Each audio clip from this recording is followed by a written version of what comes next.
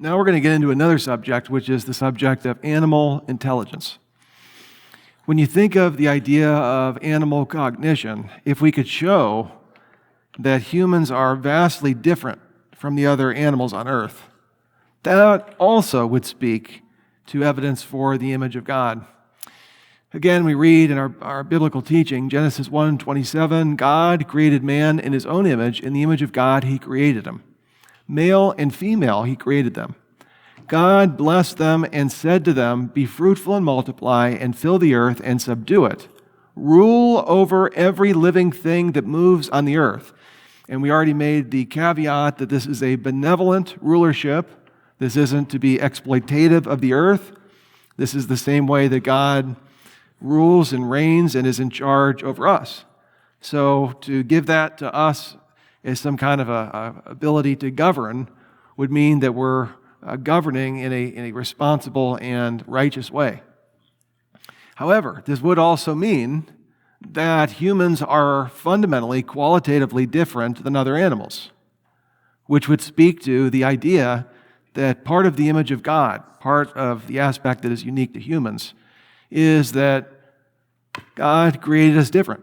And this would give another plausibility structure for the idea that there was an original pair. Again, I don't want to push this too far to the point of we know that Adam and Eve existed from the studies of animal cognition. I'm saying it gives a plausibility structure. It's a cumulative case. Let's read from Charles Darwin, the great geologist and biologist. He said the difference in mind between man and the higher animals, great as it is, certainly is one of degree and not of kind. It's a degree. Humans have levels of degree more intelligence than other animals, but it's not a difference in kind. It's not a different kind of mind. It's not qualitatively different. It's only quantitatively different. Well, years later, we're starting to see that's not true. I mean, I think they could see this at the time when The Descent of Man was written in 1871, just observing animals compared to humans. You can see there are vast differences. 150 years later, the gap is just as big, and experimental studies on this very, very strong. Here's Derek, Ben, and Danny Povinelli. They're from UCLA and the University of Louisiana. This is out of the Oxford Handbook of Thinking and Reasoning. They write this, quote, here's the enigma, perhaps the most profound enigma in cognitive science today.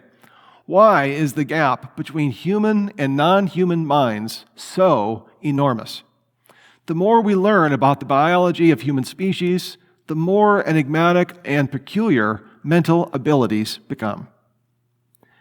They're saying that the more we study this, the bigger the gap. So much for the God of the gaps, where science is going to keep studying and some of these gaps close. Some of them do, and Christians should be cautious over God of the gaps arguments, because you could run into a situation where you're staking an aspect of our knowledge that we don't know and filling in God. That would be inappropriate.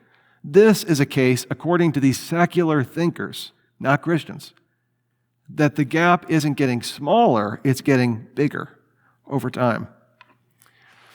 We could think about it like this. One of my mentors explained it this way. You know, if you lined up all of the different species of animals, you know, let's say all the way back from amoeba to man, you could have tens of millions of species. And as you looked at those different species, it'd be very, very difficult to discern the difference between one species and another, even different qualities that they have.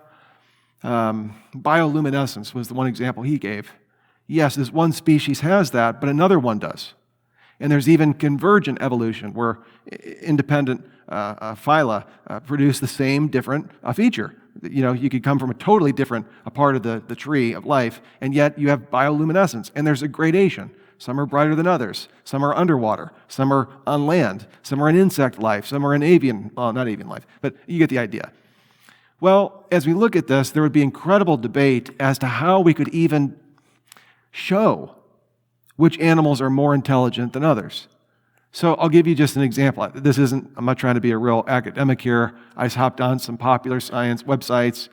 One website said this, the 30 most intelligent animals, and they said dolphins come first, crows would come second, pigs. I don't know if you've seen the pig videos. Picasso, the painter. No, but more seriously, pigs being able to do things very akin to dogs, being able to do putting the round shape in the round peg, the square shape in the square. You get the idea. Chimpanzees, and then elephants, and then octopus. You read another website, the 10 smartest animals in the world. Chimps come first, then dolphins, then octopus. Wait a minute, octopus was at the end. That's weird. And then dogs, and then orangutans, crows, African pigeons, pigs, and elephants not even on the list. Another website, who are the smartest animals in the world? Bees come first. And then we have dolphins, then chimps, then crocodiles. They make an appearance. Then crows. Very smart. Very smart. They might be at the top of the list. When you look at crows, they can actually make hooks. They develop twined hooks. It's incredible. Intelligence studies for crows. I'd put crows up there. Elephants, dogs, octopus, orangutans, African pigeons, pigs, they don't even make the list. All right, so I guess what I'm trying to argue is this. When you try to even compare some of the higher order animals, you get 3 different websites, you're going to get 3 different perspectives on how to even arrange the intelligence. But there ain't nobody that says that humans aren't at the top of the list. Every single example, every list, you put humans at the very top. Things got weird in the 70s. John C. Lilly, this is too disturbing to share in a public audience, but it's not disturbing enough for you to study it on your own. John C. Lilly, think John C. Reilly, the comedian. John C. Lilly, the scientist, believed that dolphins were more intelligent than humans, and he created what was called the Order of the Dolphin. Carl Sagan thought it was absolutely brilliant. He thought that if they could interpret Dolphinese, the language, that they could understand the different alien languages in SETI, search for extraterrestrial intelligence, and I won't give away the end of the story. It gets really, really, really bizarre and really evil. Anyways, that being the case, everyone now would agree, except for some bizarre outliers, that humans would be at the top of the list and do an order that's just exponentially bigger than the next nearest animal. You could debate all you want, those animals in between, but humans come at the apex of animal intelligence. Let's think of some of the things that are indeed unique to humans, the first of which is the theory of mind. Theory of mind. This refers to thinking about one's thoughts and thinking about others' thoughts. Theory of mind. So it has a very specific, concrete definition. To theorize about the mental states of others is the theory of mind. Goals, intentions, beliefs, doubts. To understand unobservable mental states and their relation to reality and behavior. To be able to look at another animal, another human, another species, and to be able to look at them and to infer what they're thinking. A full-out TOM, a theory of mind. Now, animals are very adept at what's called associative learning. This is trial and error. So when a human comes in and gives you 2 options, they're adept at being able to pick out what the human is trying to get at. So you might infer as a primatologist or cognitive scientist that they know what the human wants, that they know what the human is thinking. Or is it that they're just associative learning, or they're engaging in associative learning? Classical conditioning, Pavlovian conditioning. Eventually, the pigeon turns its head to the left a little, you give it a treat. It turns its head to the left a little bit more, you give it another treat. Turns its head 90 degrees, another treat, to the point where you can get that pigeon to turn all the way around. That's Pavlovian conditioning, classical operant conditioning. But does the pigeon know what the human and the scientist in the white coat, what she's thinking? No, it's just following perceptual cues. So we read from Thomas Suddendorf. He's an expert in this area. I'm not citing any Christians here, This is just a professor of cognitive psychology. He is referring to two of the different groups. One group is that group I cited earlier, Daniel Pavanelli.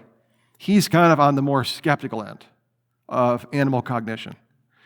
And then on the other end, you have Michael Tomasello. He's more on the end like a Franz de Waal, where he's like, no, I don't think the differences are way less clear between animals and humans. So he's kind of more of a proponent. And Pavanelli and Penn, they're like, no, we don't agree. Here's what Suddendorf has to say. Pavanelli's group and Tomasello's group, the two most influential research laboratories in this field, have been at loggerheads about lean and rich interpretations of the data on ape theory of mind. I already said that. Here's the thing. They both agree, however, that there is no sign yet of any false belief understanding. Thus, we have consensus that there is something unique about the human theory of mind. They don't ascribe truth to things. There's no false belief understanding. It's perceptual. It's concrete learning. It isn't abstract thinking. The great apes do not even show the basic social awareness that is typical of human infants when they point, show, or offer things because they want to communicate about them. Daniel Dennett, the great atheist who's a cognitive scientist, said, quote, in order to be a perfect and beautiful computing machine, it is not requisite to know what arithmetic is. That's a profound statement. To be able to pass the test that the human is giving to you, is this a heavy object or a light object? Is this food or non-food? Is this the right geometric shape? How do you sort the two different things? You could be doing the right behavior with having no idea why you're doing it. That's Dennett's argument. You could be performing all the actions of a perfect computing machine, doing it perfectly, and have no clue what arithmetic even is, even though you're having a pragmatic result. Number two, abstract reasoning. Abstract reasoning. You're saying animals can't problem solve? No, I'm not saying that. They can problem solve. They do cooperative hunting. They are able to, after trials with human researchers, they're able to pass these cognitive tests. You see examples of tool making, tool use. I mean, even those of us who have pets, you see that they're able to problem solve. I'm not saying that. What I'm saying is they lack abstraction. So animals, again, deal with what they can perceive, the concrete, the perceptual, the things that they can actually come into contact with. But it seems as though they cannot transfer abstract lessons of problem solving to similar problems. So they can figure out how to pass these certain cognitive tests. After the 300th, 400th, 800th trial, they finally get this one goes here, that one goes there. This one goes here, that one goes there. After 800 trials, they get that. Then the researcher takes them into something very similar, but not the same, and says, all right, now do the same thing again. Sort the food from the non-food, or the heavy from the light, or this from that. And they can't transfer it over into the other realm. What does that speak of? That speaks of perceptual learning, associative learning, but not abstract. They can't take the concept that one goes here and one goes there and bring it over into another realm. Suddendorf again says, because human thinking is no longer closely tied to specifics, we can apply what we learn in one context to any other. Such decontextualized thinking allows us to use metaphors, infer and deduce unseen forces, build general theories, and consider logical coherence. We're able to abstract onto the various different concrete objects in the world. We're not just looking at concrete objects. We're able to abstract, yes, there is, a clock over there. Yes, there's a clock. And now I can look over at that clock. That's a clock. Over to that clock. That's a clock. Transitive properties. A is taller than B. B is taller than C. Is A taller than C? I don't need to know how tall A is to answer that question. I don't need to know how tall C is or B. But just being able to use abstraction to move from one to the others, animals can't do this. They give the example where they say, well, there's always an alpha. And so they can know the alpha is stronger. And whenever you get into a pack, there's the alpha. Perceptual, not abstract. What they don't do is say that the alpha is stronger than the sub-alpha down to the beta to the sub-beta. What they're saying is that's the alpha and we follow the alpha. That's what's been shown. But to be able to say that we're able to know that A is bigger than C, and A is stronger than B is stronger than C, and so forth, that has not been shown. Sedendorf says, so we come to be able to form and reason about abstract concepts such as the economy, nouns, or evolution. This system gives us supreme flexibility and potential. Think of how many nouns that you look at, like a chair. A chair. Picture a chair in your mind. A lazy boy, an ergonomic chair, a folding chair. You just think chair, you're able to abstract to all different types of chairs. Nouns are this way. We're able to deduce that and put that across an infinite amount of chairs that we are able to encounter. Much of our thinking is abstract rather than episodic. That's it. It's not just episodes. I'm able to see what it is in this certain case. We're able to abstract this. Yet it has its roots in our capacity to generate scenarios, substitute them with placeholders, and recursively or repeatedly treat them as chunks of information. Penn and Bavanelli say they all involve relations that aren't manifest in the perceptual features of the objects themselves. You can't see a grammatical rule. You can't smell a theory or touch somebody else's thoughts. That's totally right. To teach an animal things like grammar, syntax, not just patterns, but actually teaching them grammatical rules, theories. They're saying this is something that is just totally different. These unobservable entities are all invented by the human mind. Here's Derek Benn. He says, humans not only recognize when two physical stimuli are perceptually similar, so chair, that chair looks like that chair, they're similar. They can also recognize that two ideas, two mental states, two grammatical constructions, or two causal logical relations are similar as well. Yes, abstract versus the perceptual and the concrete. Even preschool-age children understand that the relation between a bird and its nest is similar to the relation between a dog and its doghouse. Now, does a nest look anything like a doghouse? No. Preschoolers, 3, 4 years old, they can say a bird is to its nest as a dog is to its doghouse, even though perceptually those have nothing to do with each other. There's no evidence that non-human animals understand what sameness in one task has in common with sameness in another. He gives the example of extensive training with these baboons, research study, where they were told to differentiate between food and non-food. Eventually, they tried to move that over into an additional study, something similar. So they got down food, non-food, non-food, food. They could separate this on a first-time basis. Then they tried to transfer that over into something that was equivalent. And it took 14,576 additional trials to teach them the same exact concept.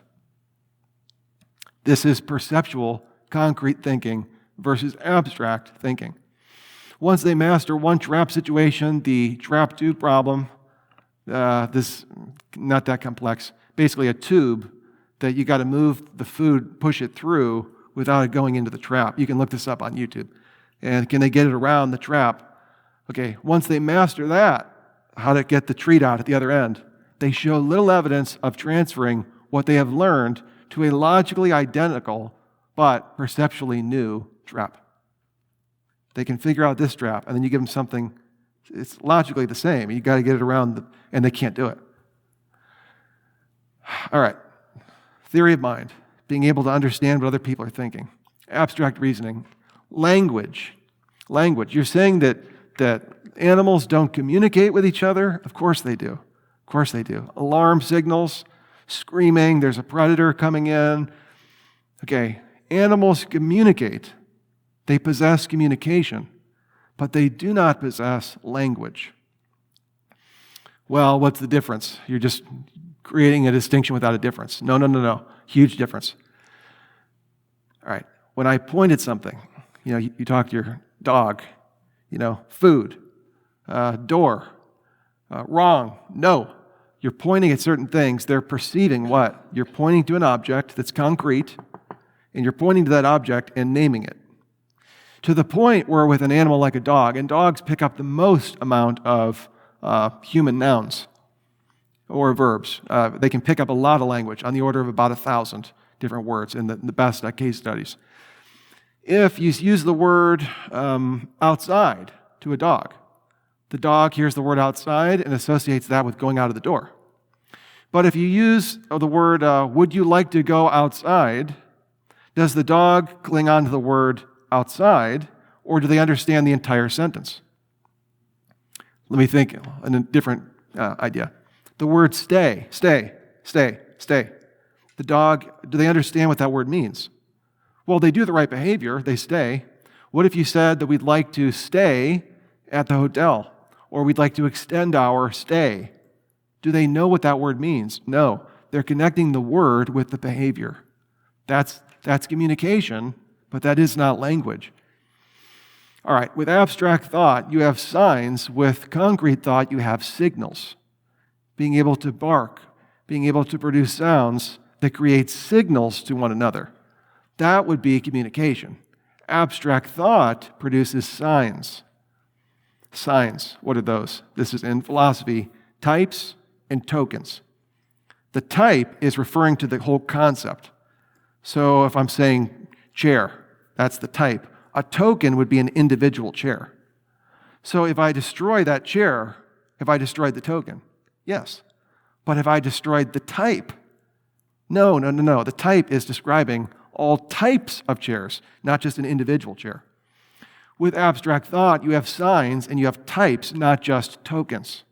You have both. With communication, all you have are tokens. So, language, for this reason, for humans, is what's called generative and open-ended. If you had a vocabulary of 10 words, just think about how limited that would be. 10-word vocabulary.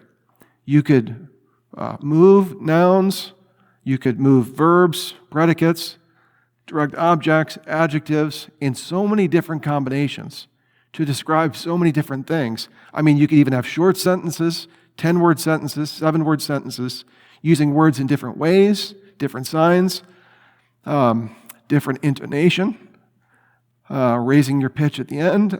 You could get into interrogatives, and that's just with 10 words. But now we've got a vocabulary in English of 1 million words.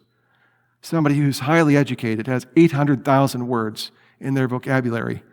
So you get 800,000, not just 10, and you can produce all sorts of generative, open-ended language, not like just barking when there's a predator coming on into your territory, not just squealing or something like that.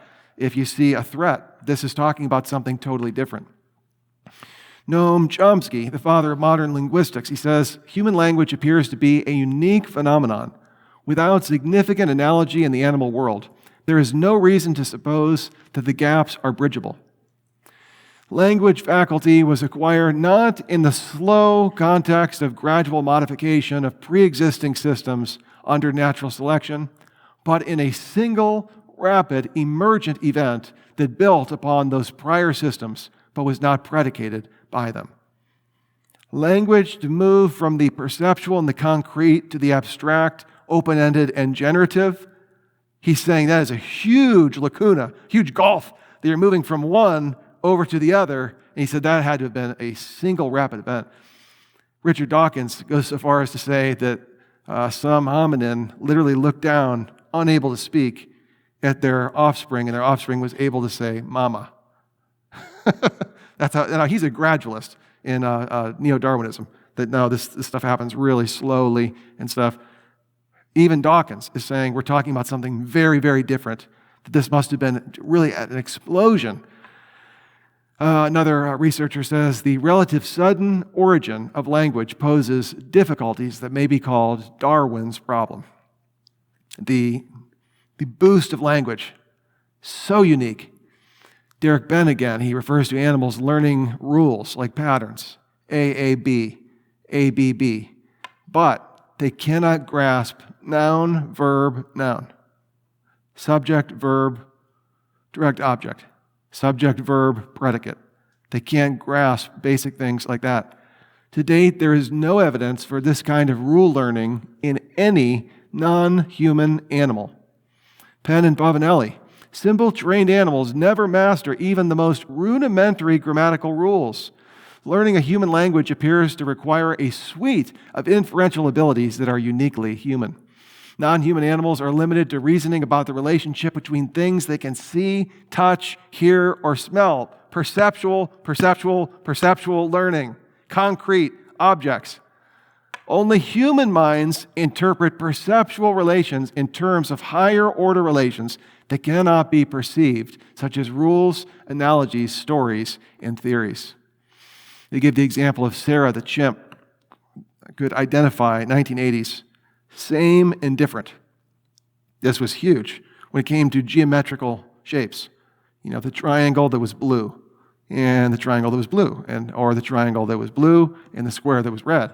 And Sarah could differentiate same and different. That would speak to abstraction. However, they changed the size, color, and shape of the geometric symbols, and she couldn't replicate it. And since 1981, this has never been replicated. We're taking the word of those two researchers on Sarah's work, the chimpanzee, and even they say when they try to switch it over to another domain, she couldn't do it, and they can't replicate this. Adding this extra level of relations to a mind, it's not like moving from a one-story house to a two-story house. It's like moving from a two-dimensional world to a three-dimensional world. These are qualitative differences. Check this out here. Okay, so now this time it's a light object, and he can't know that until he picks it up. Oh, he got it wrong. Nope, sorry. Try again. Okay, so Megan's going to come in. It's a heavy object. Megan had a lot of practice sorting heavy and light objects, and she needed it. Good job, Megan. It takes them hundreds of trials. On average, it took our chimps about 800 trials to learn how to sort reliably just this first set of objects. And then you give a new set and a new set. And the second set, would that take fewer trials? It takes fewer trials, like maybe 400. And at what point, how many times do they have to go through this before they get the idea that you can generalize about heavy and light? Well, I don't think they ever get the idea that you can generalize about heavy and light. I think eventually what happens is that their bodies become sensitive instruments to heaviness and lightness, and so their bodies know what to do with the objects. Candy gets to feel how heavy each ball is as she picks it up, but still... It just gets one choice. Okay, we'll get it right next time, Candy. We'll get it right next time. Chimps don't have the ability to reason about unobservable things. They can reason about all the things in the world that they can touch, that they can taste, that they can see, but they don't reason about abstract things like God, ghosts, gravity, that sort of thing. They don't invent the unobservable to explain the observable. They showed this to a little girl. She was 3 years old. They just gave her the two balls, and he said, all right, which one do you want to use? And immediately she picked the heavy ball. Went down, and then Pavanelli said, how did you know that that was the right one? This is the strong one. This is the strong one. How did you know it was strong? Because it's strong. It's strong. You know, and then they would take her through different examples. Moving the heavy thing, it's identical. It looks the same. This one's heavy, the other one isn't. Which one does this go in? Okay, that one goes in the light one. The kid moves it. Then he comes in for another session. He picks it up. He feels that it's heavy. And he immediately moves it over to the other side. And they pick it up immediately. 3-year-olds. Cumulative culture. Cumulative culture. You're saying animals don't have social taboos? Yes, they do. Cumulative culture is different. The non-human animals have social traditions, but these don't accumulate in any significant way. We're going to study this with Neanderthals, how they lived for 100,000 years, and yet the fossil evidence, the archaeological evidence, no change. Basically identical. Humans come on the scene, and boom, huge, huge changes. And, like for me, if you put me back 100 years ago, and how much would I be able to help technologically? I kind of have an idea of a radio with the transistors and stuff, light bulb, But what if I was like trying to explain the iPhone? I couldn't do that. I can't even explain propulsion and lift. I don't know how it would help the Wright brothers at all. But so you're saying, oh, so you're a big idiot, so you're saying that you're smarter than an animal. No, what I'm saying here is we have cumulative culture, where we're able to learn things and pass them on to the next generation, where we're all coming together, working together to have a culture, not just social traditions. Very rare in the animal kingdom. Chimps are the closest, where they can pass on things, very rudimentary tool use, stuff like that. But a lot of it, again, you look at the data and it'll show the chimp is just looking at what the other chimp is doing, perceiving it. They're not teaching each other. They can't pick up on the concept. They just see that tool is the one to use in that situation. Suddendorf, he says, every human group passes on a cultural heritage. Groups differ in their traditions, but they all discovered or invented thousands of tunes, symbols, technologies, and customs passed on from one generation to the next. Each new generation then builds on this heritage. The capacity for this kind of cumulative culture appears to be universally human. Michael Tomasello argues it is also uniquely human. Again, he's one of those that's not on the skeptical side. He's more on the side that human intelligence and animal intelligence is more like degree rather than kind. Tomasello even agrees on this point. The most prolific traditions are found in our closest relatives, but in comparison to the tens of thousands of memes, those are institutions, traditions, things we learn, that we pass on, that characterize each human culture, even the number of traits chimpanzees maintain socially is exceedingly small. Not zero, very, very small, what they're able to pass on. Scholars disagree over whether to call animal traditions cultures at all. What about how to bring all this together? If we were to concretize all this information, you're looking at this going, oh, how do we bring this together? Theory of mind, abstraction, perception. All right, let me just give you 3 questions to make this, I don't want to say easy, but I will say give you a skill to be able to explain the difference between human and animal intelligence. Number 1. Are we using the same definitions? Definitions are key. When somebody says humans and animals are basically the same, with regard to what? Well, with regard to intelligence. Okay, what do you mean by intelligence? Perceptual, concrete intelligence? Do you mean abstract thinking? Do you mean, okay, oh, we're basically the same with regard to morality. Wait a minute. If we can't abstract, if we can't have language, if we can't have cumulative culture, how could you have morality? And when you say morality, do you mean objective or do you mean subjective? Do you mean even Franz de Waal says that the idea of having a self-reflective morality of humans, where we're able to actually fight against our own urges, that's something uniquely human. The idea of empathy, reciprocity, cultural taboo, we see that in the animal kingdom. By getting to that 3rd level of morality, so we got to be very careful. A lot of times you're talking past each other. It's like who's on first. We got to dig down deeper to say, what do you mean by intelligence? What do you mean by cognition? What do you mean by reason, morality, and so forth? Number 2, when we're looking at an episode of a primatologist showing his or her data, and they show the videos, or more likely, you're on YouTube. And tonight you go home and you type in animal intelligence, and all these amazing videos pop up of animals that are able to do these incredible feats of intelligence. How do you know that you are interpreting what they are thinking? When the animal does a certain behavior, like Picasso is one of them. It's a pig that puts a brush in its mouth and it moves it all over the place. When you see that, how do you know that you're actually interpreting what the animal is doing? I mean, one program I watched said, yeah, Picasso is into abstract art. I said, Picasso is into being a pig, okay? And it can grab the thing and it likes to paint on the thing. But are we believing that the pig actually knows what the pig is doing? The pufferfish. Go home and look up videos of the pufferfish. Create the most beautiful aesthetic grooves into sand underneath the water. They're symmetrical, they're circular, they move their fins to create little divots. Gorgeous. We look at that and say, that's so aesthetically pleasing, that's gorgeous. Does the pufferfish know what it's doing? No, you could look at those circles that a pufferfish makes and identify the species pufferfish based on what you're seeing. Spider webs, same thing. Wow, that's so beautiful. You can identify the species of spider by the spider web. There's examples of, well, I guess what I'm getting at is this: anthropomorphic or anthropopathic. What do I mean? Anthropomorphic. Anthropos means human, and morphe means form. So you're putting an animal in the form of a human. Or anthropopathic, or anthropopathism, means that you're giving pathos, a human emotion, to an animal. How do you know that that animal has the emotion that you're ascribing to it? We say, well, that animal, let's think about animal pain. Animal pain is clearly a reality.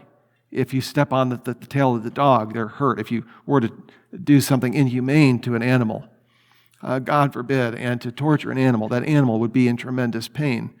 But the responses, the physiological responses of the animal could look human. But how do you know that they're experiencing it the way that a human would? We don't know. We don't know that question. What we do know is that there's similarities of behavior, but why are they behaving that way? Or if they're doing the same action, how do we know they're doing the same action for the same reason? Let me give you one example here. Each monkey carries out a simple task, and when both get a reward of cucumber, everyone's happy. But watch what happens when the one on the right receives a grape instead.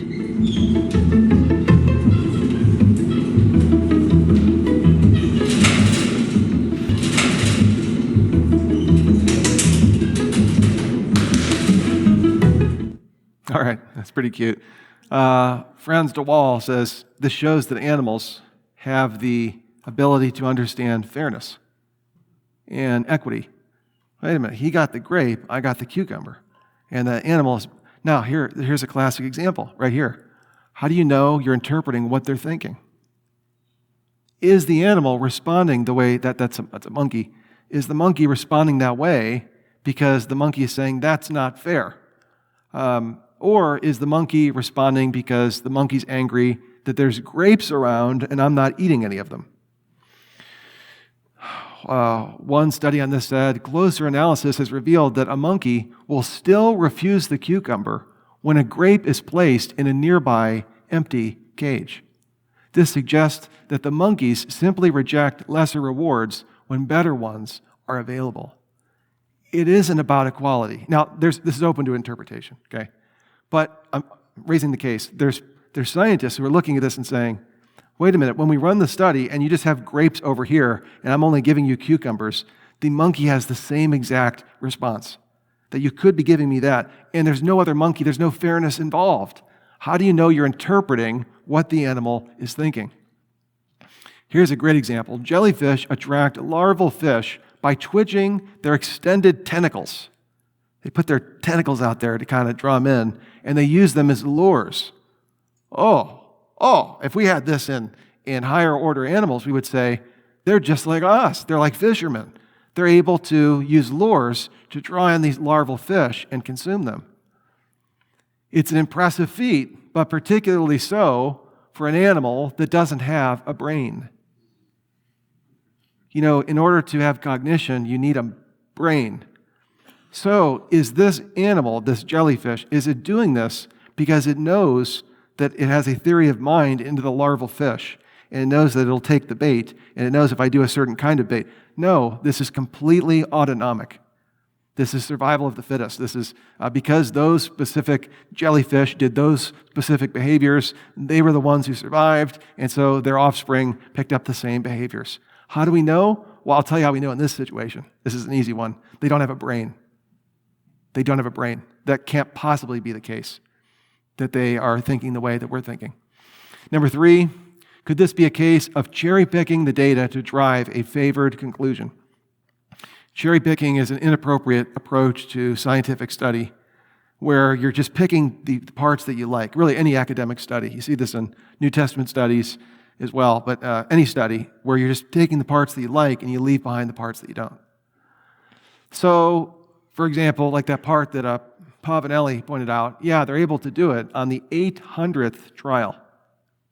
Well, what happens, says Alan Alda, what happens when you switch over to another, similar, whatever? He says, well, it takes them 400 trials then. 400? See, those videos don't appear on YouTube, all the misses.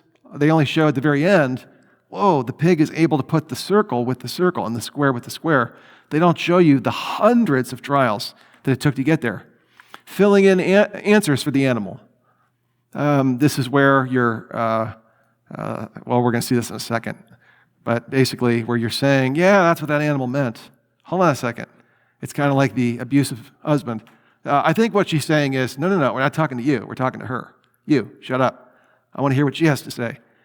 The researcher is saying, I think what the monkey was trying to communicate there, I think what they were trying to do there was this. How do we know that? Or is this just the researcher actually coming in? Go home and look up elephants that can paint. One of the most remarkable things you'll ever see. And I don't mean like Picasso, I mean like actual paint. They put the brush in the elephant's mouth, and the trunk makes a line that goes up. They put more paint in there, the line that goes down makes a trunk, makes a three-dimensional drawing, painting of an elephant. I looked at that, I thought, what on earth? What they don't show you is that they torture and beat and train these animals to make the precise movements and the precise shapes so that that trunk moves at a 45-degree angle and then goes down, dip the brush, 45-degree angle back. And these trainers actually beat the daylights out of this animal to produce that effect. And I'm also a little bit suspicious because the trainer is right there by the elephant, holding the elephant by the ear as they do these paintings. Kind of reminds me of Hans the horse. Look up Hans the horse. Back in the early 1900s, Hans could solve multiplication tables, and all it was he was looking at his trainer, picking up on the subtle cues of the trainer. He would knock his hoof so many times saying, the answer is 3. 1 plus 2, 3. What's 7 minus 5? 2. Hans the horse, what a clever horse. No, Hans was looking at the trainer, picking up on the trainer's cues. All right, lots of training, lots of coaching. They're not showing you all of the data. They're just showing the part that looks really cool. Here's Pavanelli. He says, I don't like to show videos at my talks because depending on how you edit them, you can tell any story you want. Yeah, I'm trying to show you some of the videos where it shows the other side. So you might say, well, you're being a hypocrite. No, I'm trying to show the other perspective on this. Like, for example, Coco. Anyone here ever heard of Coco the gorilla? Coco. Oh, Coco was something else. Coco was friends with Mr. Rogers. He was friends with Robin Williams. Coco was talking about global warming. Coco was talking about the national debt. Coco was the gorilla to end all gorillas. Here's, after the sad death of Robin Williams, here's Coco grieving over her friend, Robin Williams. Oh, just look at that giant smile on Robin's face as he gets a big gorilla hug. And Coco has been really somber and low-key. She's needing a lot of support. The sign that she told me was she does a cry lip, meaning cry woman. Head bowed, lip quivering, Coco shares her grief with her lifelong trainer, Dr. Penny Patterson. I talked to Patterson at her home, not far from the Northern California Gorilla Foundation where she works. 43-year-old Coco is extraordinary. She can communicate. And in 2001, her meeting with Robin was life-changing. Coco understands spoken English and uses over 1,000 signs to share her feelings and thoughts about daily events. Life, love, even death. She's aware who it was. There's only one Robin ever been in our life. It was the only Robin she knew. Her memory is strong. Penny Patterson. She's been the trainer that has been with Coco's entire life since Coco was at Stanford. Francine Penny Patterson. Here's Robert Sapolsky on Coco the gorilla. And then along came the ape to end all apes when it came to sign language. Coco. Coco the gorilla. Coco could gossip in American Sign Language. Coco could do anything. Coco could philosophize. Coco could lie like crazy, of course. And all of this was great. And then around 1980, all of it got ruined.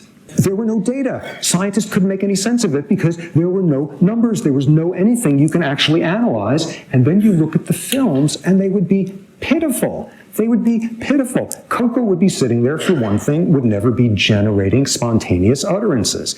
Coco would be sitting there having the same word order randomness as all the chimps. Patterson kept enabling Coco. She would ask Coco, what do you call this thing? And Coco would come up with a completely wrong sign, and Patterson would say, oh, stop kidding around.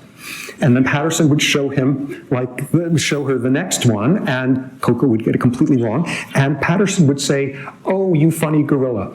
And then, and I'm really serious, and I mean it this time. And so when he gets it wrong again, and oh, Coco is being so ironic these days. What? What are you talking about? She's going on like that on these films here, and as you look closely, using the sort of criteria that Terrace was using, your socks knew more American Sign Language than this gorilla did. So that's Sapolsky's view. He's right. Herb Terrace thought, I'm going to try and replicate what Patterson is doing. So he got an animal chimp named Nim Chomsky, after Noam Chomsky. Remember, Noam Chomsky said, no, language is totally unique. So Herb Terrace said, well, I'm going to prove him wrong. And they did all this work with Nim Chomsky, picked up 100 signs, and Herb Terrace realized this is not language. It's definitely not what Patterson was doing. Then he started to look at the footage of Patterson working with Coco. Here's one example, one more, and then I'm done, okay? This is when Coco went on a live AOL broadcast. This was the response. Here's a chunk of the transcript from the AOL interspecies chat session, of which Coco was a part. What are the names of your kittens and dogs? Candy, give me. Okay. C, give me. What's the name of your kitty? Kitty's name and dog's name. Foot. Foot. Foot isn't the name of your kitty. Hair lip. Oh, she wants to hear the lady on the phone. Maybe you can ask her that question. Coco, what's the name of your cat? No. Do you like to chat with other people? Fine nipple. Yes, that was her answer. Nipple rhymes with people, okay? She doesn't sign people per se, so she may be trying to do a sounds like, but she indicated was fine. This is what it was. Herb Terrace looked at the data and he showed that she kept saying, no, silly gorilla, that's not what he meant. Oh, he was giving me the sign, he misses Robin, he's quivering lip. Lip was quivering, he's grieving his friend. This is cherry picking the data. I don't know if she knows it. I think it could be that she felt like, actually, that is what's happening. Regardless, this is not science. At the end of the day, if humans are qualitatively different than all other animal species, and I mean by night and day qualitative differences, again, this gives a strong plausibility structure for the unique creation of humans in the image of God. Now, we got to answer the question, is there concrete evidence that humans actually came from a first pair? We're going to pick that up next week.